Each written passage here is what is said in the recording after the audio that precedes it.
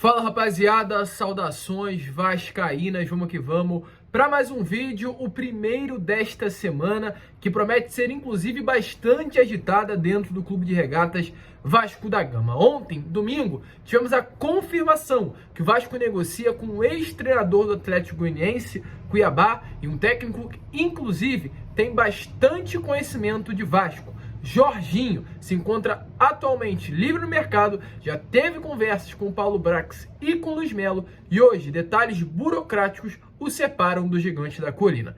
A gente vai trazer todos os detalhes desta situação, pois tudo indica que o Vasco terá nas próximas horas um treinador e o Emílio Faro volta para a comissão técnica. Vamos falar também sobre a renovação da jovem promessa Andrei Santos. Tudo indica que ainda nesta semana será anunciada oficialmente a renovação contratual do volante. Vamos falar sobre domingo, Vasco e Grêmio na Arena do Grêmio e muitas outras novidades importantíssimas para você, torcedor vascaíno. Mas é claro, antes de começar, como eu sempre faço aqui no canal, quero dar as boas-vindas a você, torcedor vascaíno que está chegando ao canal do Gigante Vasco pela primeira vez. Seja muito bem-vindo, este é o canal do Gigante, o canal do torcedor vascaíno. Se você ainda não é inscrito aqui embaixo, já se inscreva para ajudar o nosso crescimento. Queremos muito chegar aos 69 mil inscritos, falta menos de 1000, mas para isso precisamos da sua ajuda. Então se inscreva, deixe também o seu like aqui embaixo, principalmente também ative o seu sininho de notificação para que todos os nossos vídeos cheguem até você e você fique muito bem informado de tudo o que acontece dentro do nosso Gigante da Colina. Tranquilo, rapaziada? Mas vamos que vamos, né? Sem muita enrolação, falar logo do Vasco da Gama. E antes de entrar no assunto sobre Jorginho, eu quero trazer algumas informações que antecedem, né, essa busca pelo Vasco num novo treinador. Porque algumas rodadas atrás, principalmente antes daquela derrota contra a equipe do CSA, né, o Vasco foi muito mal derrotado naquela partida de fato. O Vasco havia vencido muito bem o CRB por 4-0, uma partida que deu certa tranquilidade, deu certa confiança ao trabalho do Emílio Faro, mas enfrentou o CSA em Alagoas e perdeu muito mal. Perdeu pelo placar de 2-0 do CSA, depois enfrentou o Bahia e perdeu também para o Bahia por 2-1, duas partidas em que o Vasco não viu a cor da bola, para dois adversários que, com todo respeito, não são tão fortes, principalmente o CSA, que naquela ocasião, antes de enfrentar o Vasco, estava na 18ª colocação da Série B do Campeonato Brasileiro.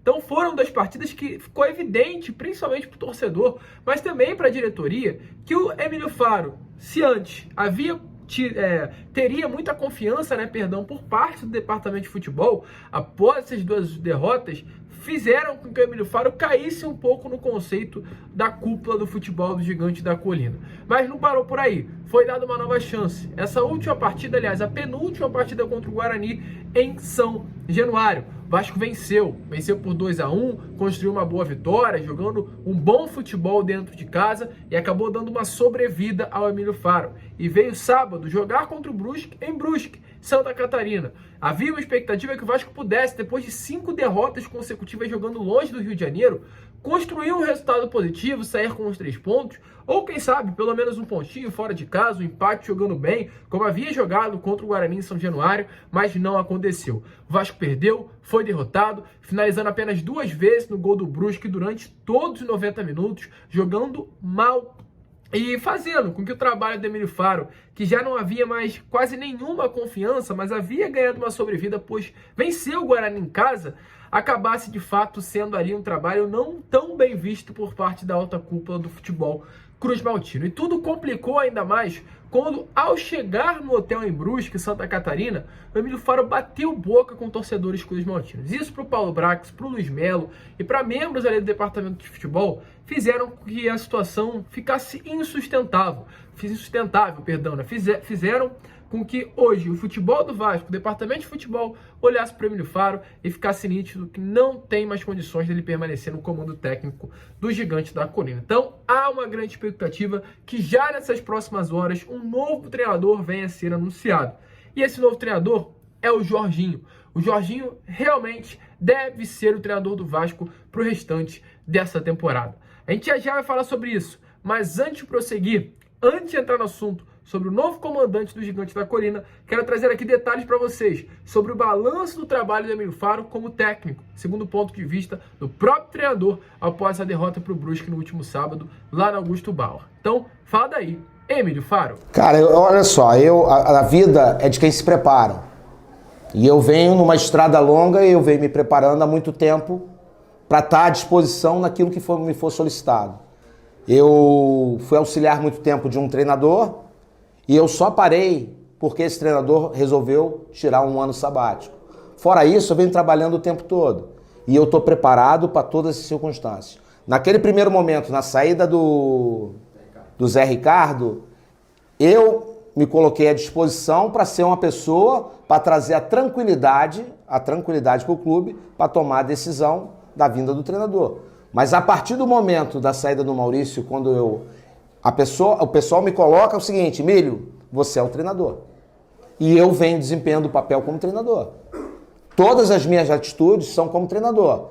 Independente se eu gosto de ficar para o lado, para o outro, eu estou preparado para a condição de ser o treinador hoje do Vasco. Então, como vocês viram aí, né, o próprio Emílio Faro, após essa derrota para o Brusque no último sábado, deixou bem claro que seria ainda o treinador do Vasco da Gama, não sabendo do posicionamento do próprio departamento de futebol. Pois, como acabamos de trazer para vocês, tudo indica que, de fato, nas próximas horas, um novo comandante vem estar na beirada de campo comandando os treinos no CT Moacir Barbosa. E o nome da vez é o Jorginho. A gente falou sobre Thiago Nunes, a gente chegou a falar sobre Renato Gaúcho, Guto Ferreira, falamos sobre Ricardo Zelinski, né, o atual técnico do Estudiantes de La Plata, falamos sobre Vojvoda, muitos nomes, né, foram comentados durante todo esse período, desde a saída do Maurício Souza. E um dos únicos que hoje se encontram livres no mercado, que não foi comentado por nós, né, durante todo esse período, era o Jorginho. E tudo indica que, de fato, ele venha a ser o técnico do Gigante da Colina pelo restante da temporada. Mas não será um projeto a longo prazo. Não será um projeto visando a próxima temporada 2023.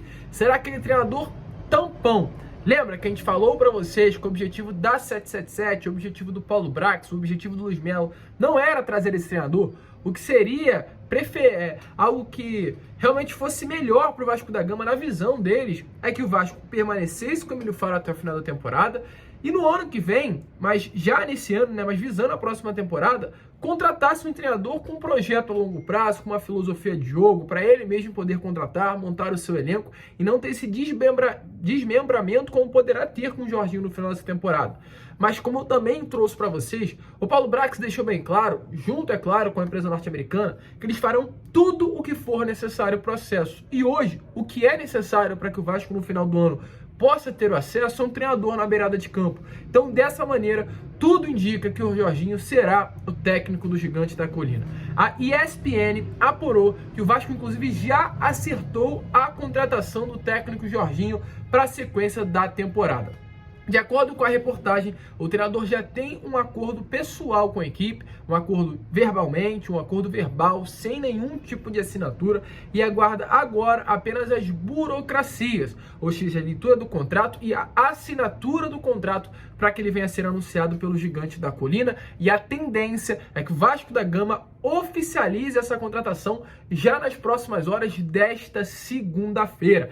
E há uma expectativa que, caso não hoje, amanhã o Jorginho venha estar no CT Moacir Barbosa, comandando seu primeiro treino como técnico do Vasco da Gama. Terá terça, quarta, quinta, sexta e sábado para treinar com o elenco cruzmaltino para chegar com força máxima domingo contra o Grêmio lá na Arena. Sobre o Jorginho, já houve conversa na semana passada com o Paulo Brax, atual diretor executivo, o Luiz Melo, CEO da SAF, junto com o técnico que hoje tem 58 anos. Sua última passagem, Atlético Goianiense. Embora tenha sido demitido por deixar o Atlético na zona do rebaixamento, fez uma campanha histórica, levando o Atlético até as semifinais da Copa Sul-Americana pela primeira vez. O Atlético, caso vocês não saibam, hoje está numa vantagem muito boa sobre a equipe de São Paulo, 3-1 nas semifinais, e eliminou o Nacional do Uruguai, um clube histórico no nosso continente, com Suárez no elenco, inclusive, tudo isso feito pelo Jorginho, que hoje se encontra livre no mercado. E além disso tudo, algo que para mim é essencial na sua contratação,